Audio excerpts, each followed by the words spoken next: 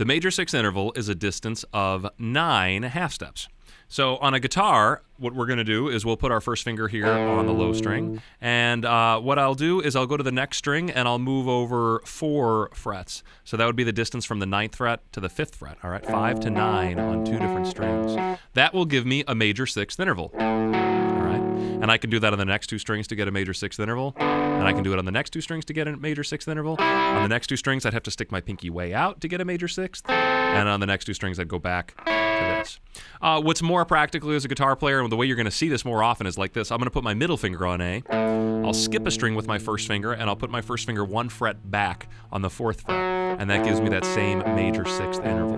Same thing on the next 2 strings. Here's a major sixth interval just by doing that. And then if I want to go to the next string, it's going to be different. I'm going to put my middle finger there, and instead of putting my first finger on the skipped string, I will put my ring finger on the same fret, just skipping a string. So 5th fret and 5th fret, just apart. And the same thing on the next 2 strings. All right, those are major sixes as well.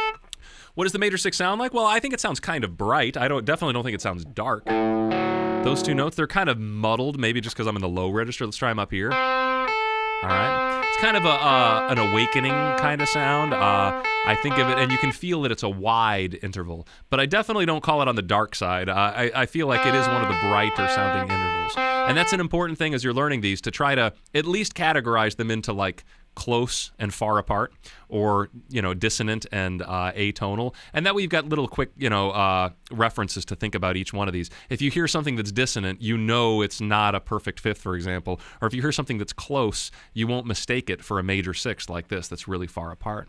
So I can't put a lot of emotional context on the major sixth, but I can give you a few examples of where we hear it, and the most famous example is the NBC chimes. I don't know if they even use these chimes anymore, but I know for a long time these 3 tones right here were the NBC theme song, and I'm pretty sure it's still in use. It's a great 3-note motif.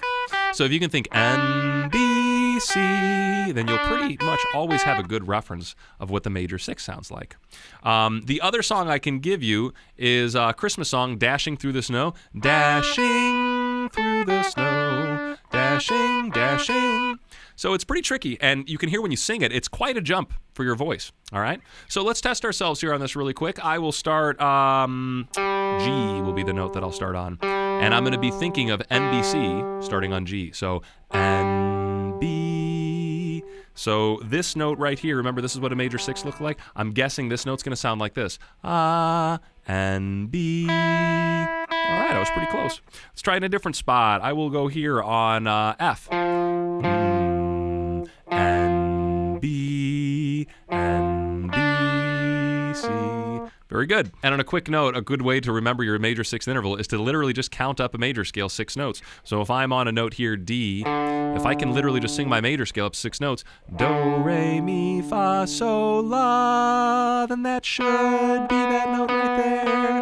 And that's close enough for me. I mean, I'm not a great singer, but I'm pretty much right there on that pitch.